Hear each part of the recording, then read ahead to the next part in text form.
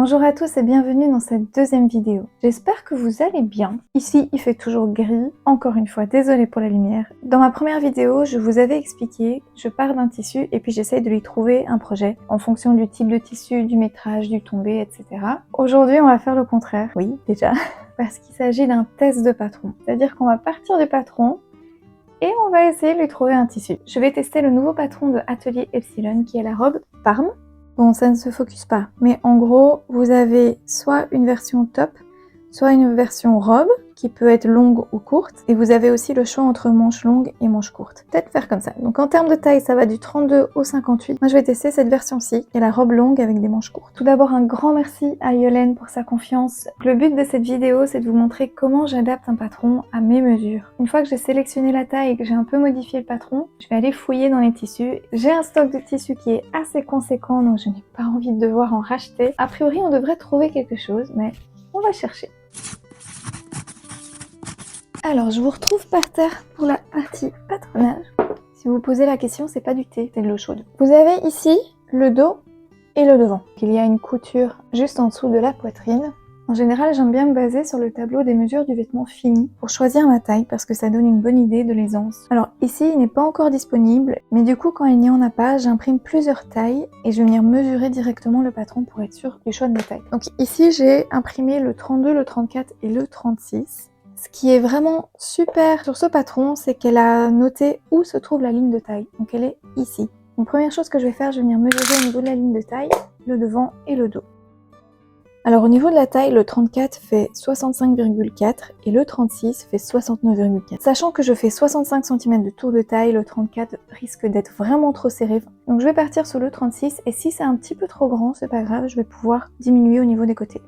Alors pour la poitrine, c'est pas évident à mesurer parce qu'on n'a pas vraiment le milieu devant de cette pièce. Donc il s'agit d'un décolleté en V, donc le milieu devant il est à peu près par là. Donc je vais me baser sur le tableau des tailles. Je me rapproche le plus de la taille 32, mais je vais pas prendre de risque, je vais faire la 34. Parce que de toute façon, si jamais c'est un peu trop grand, on peut facilement réduire les marges de couture. La deuxième partie la plus importante, en tout cas pour moi qui fait 1m60, c'est pas forcément les mesures horizontales, mais ce sont les mesures verticale. Donc je vais surtout me concentrer sur le dos parce que ça sera beaucoup plus facile à mesurer. Donc je vais venir mesurer la hauteur de la pièce du point, ce qu'on appelle le point HPS, qui est l'intersection entre l'encolure et l'épaule, jusqu'à la ligne de taille. Alors les valeurs couture sont comprises dans ce patron, donc je vais juste venir les tracer. J'ai ici un patron de base que j'avais fait de mon buste. Donc je prends ma mesure du point HPS jusqu'à la taille et elle fait 41,5. Et maintenant je vais venir additionner les mesures des deux pièces. Les deux pièces ensemble font 45 cm de hauteur. Donc je dois réduire de 3 cm et demi. La créatrice nous dit que la ligne d'ajustement, c'est celle au niveau de la découpe. Donc je vais venir réduire de 1,7 ici et 1,7 ici. Et ça me fera à peu près 3 cm et demi.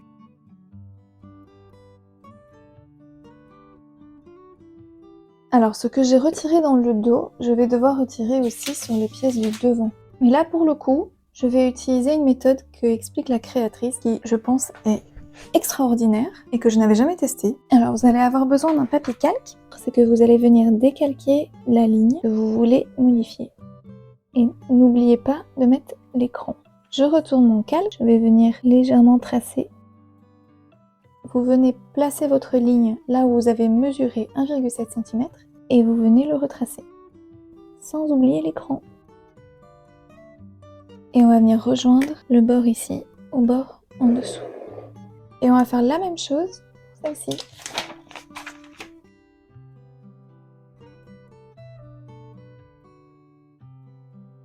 En ce qui concerne la jupe, je ne vais pas modifier grand chose si ce n'est la longueur parce qu'elle est beaucoup trop longue pour mes petites jambes. Il faut d'abord mesurer sur vous de la ligne de taille jusqu'à vos chevilles. Enfin, j'ai dit cheville parce que c'est la longueur de la robe que j'aimerais sur moi. Donc ma mesure taille-cheville, elle est de 93 cm. Et le patron, il est de 101 cm. Pour être sûr qu'elle ne soit pas trop courte, je vais partir sur 95 cm et je vais rajouter 2 cm de valeur couture, donc 97 cm. Je dois la réduire de 4 cm. Voilà, j'ai mes pièces décalquées et découpées. Et alors, je sais pas si vous faites ça, mais moi j'aime bien simuler comme si je mettais mes pièces sur un tissu. Donc, a priori, les pièces devraient rentrer dans un tissu d'1,50 m avec une laisse de 1,40 m. Donc j'ai une boîte ici avec quelques viscoses, coton assez fluide. Donc comme je fais la version avec les manches courtes, j'ai en tête de faire une robe plutôt pour l'été, le printemps, quelque chose d'assez léger. J'ai celui-là qui est plutôt mignon.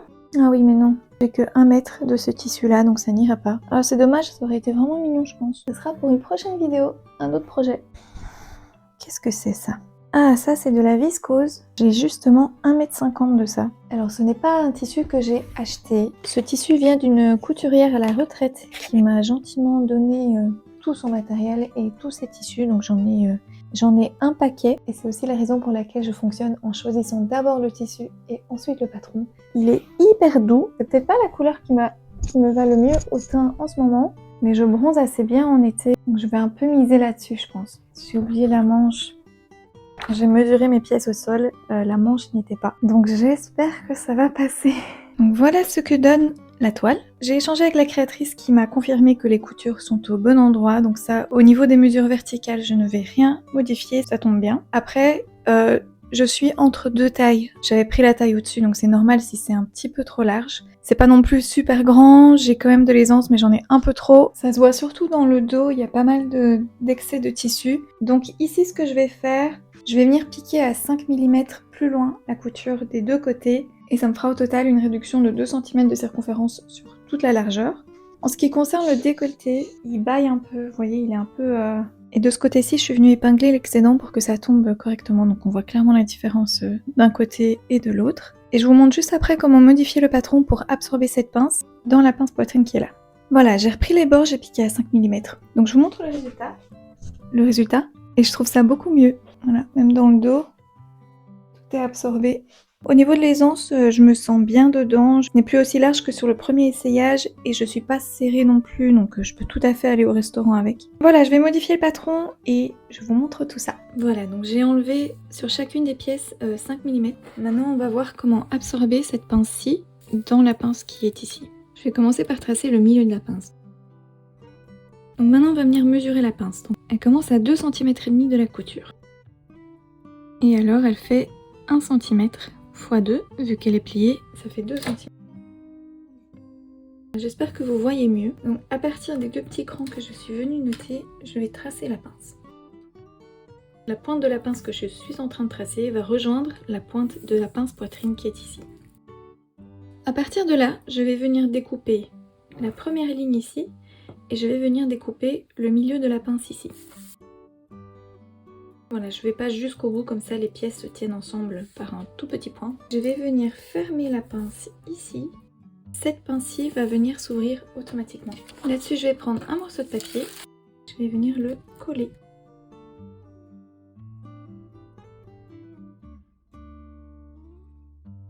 Et alors, dernière chose à faire, c'est que ici, ça a créé une espèce de petit angle.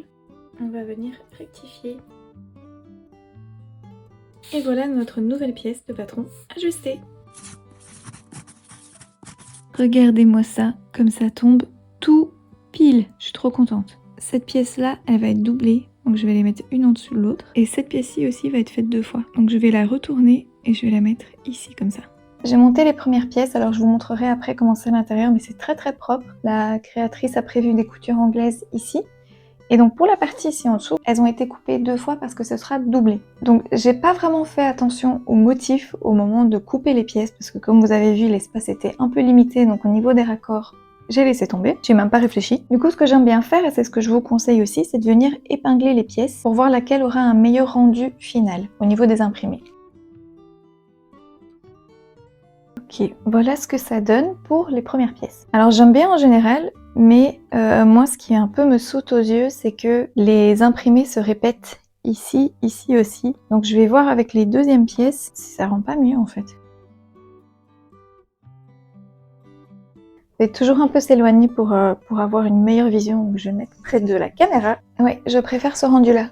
Les motifs ne se répètent pas trop. Ici on a une partie qui est assez claire et ici c'est foncé, donc ça harmonise un peu. Donc je vais prendre ces pièces-ci pour la partie extérieure et les pièces en dessous ça sera la doublure interne. On va faire la même chose avec le dos. Et on va vérifier la deuxième. Mais là pour le coup j'ai une petite préférence pour la première pièce. Je me prends peut-être la tête pour des trucs pas très importants, mais non, en fait la deuxième est mieux.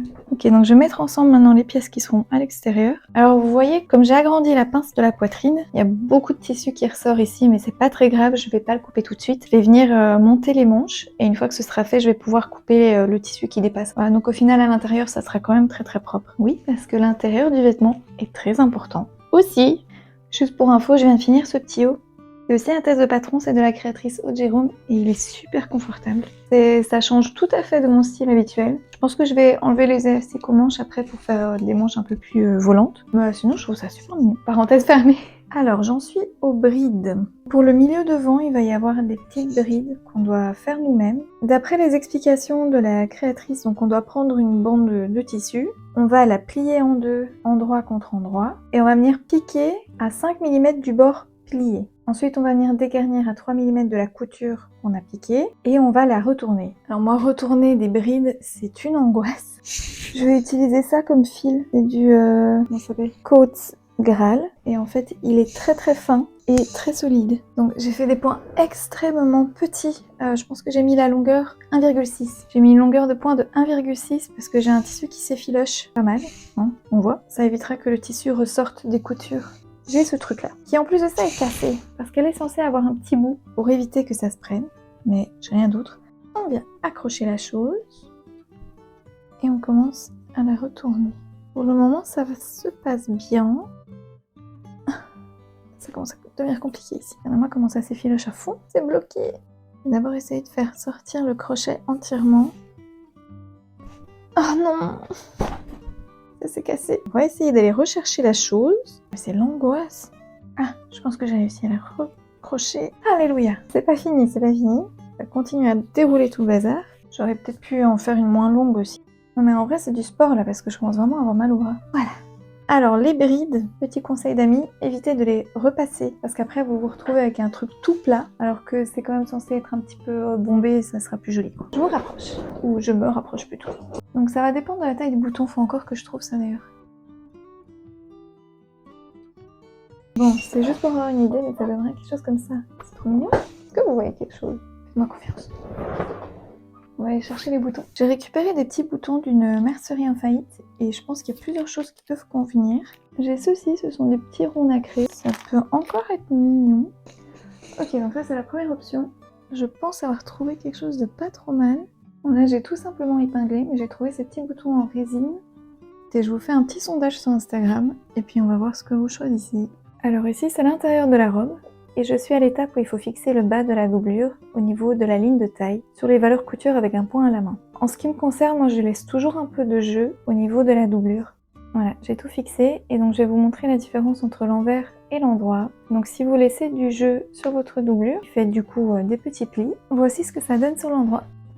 Vous aurez votre tissu qui est bien tendu et vous n'aurez aucune vague. Tada! Regardez-moi cette beauté! Vous la voyez pas jusqu'en bas, mais vous inquiétez pas, je vais vous mettre les vidéos du vêtement porté. En ce qui concerne le test du patron, moi c'est un patron que je vous conseille vraiment si jamais vous êtes comme moi une amoureuse des finitions.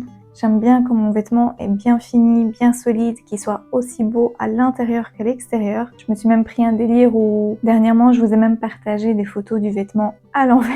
Parce que je me dis que je suis peut-être pas la seule à aimer voir l'intérieur des vêtements. Je vais vous la montrer à l'intérieur quand même. Vous remarquerez que ce sont les petits boutons perles qui ont gagné le vote. J'ai suivi absolument toutes les indications du livret, donc les finitions, c'est vraiment la créatrice qui les indique. Ici, vous avez un biais à l'intérieur qui ne se voit pas de l'extérieur, donc vous n'êtes pas obligé de faire le biais dans votre tissu. Maintenant, moi, je trouve ça beaucoup plus joli. Vous avez aussi une petite parmenture, comme ça, si jamais le tissu bouge un petit peu, on ne voit pas votre peau. Toutes les coutures qui sont visibles vont être en couture anglaise, les épaules, les bords ici et les bords de la jupe également. Les emmanchures sont gancées avec un biais. La pièce centrale ici est entièrement doublée. Il n'y a aucune couture apparente. La seule chose que je n'ai pas suivi du livret, ce sont les ourlets des manches et également du bas de la jupe. Dans les explications, vous devez replier 1 cm et piquer, donc on voit le surjet. Moi j'ai préféré plier 2 fois 5 mm, comme ça on ne voit rien du tout. Je vous montre également les petits boutons que vous avez choisis sur Instagram. Et voici tout ce qui me reste de ma chute de tissu, donc il y a quelques petits morceaux vraiment inutiles. Et en gros, il me reste ceci, voilà, qui va finir dans mes chutes. Un tissu en moins dans l'armoire et une pièce en plus dans la garde-robe. Je félicite Yolène pour la sortie de ce magnifique patron, j'en suis extrêmement reconnaissante d'avoir été testeuse. J'espère que cette vidéo vous a plu, que le modèle vous plaît également. Je vous laisse maintenant avec les vidéos du vêtement porté et je vous dis à bientôt dans une prochaine vidéo.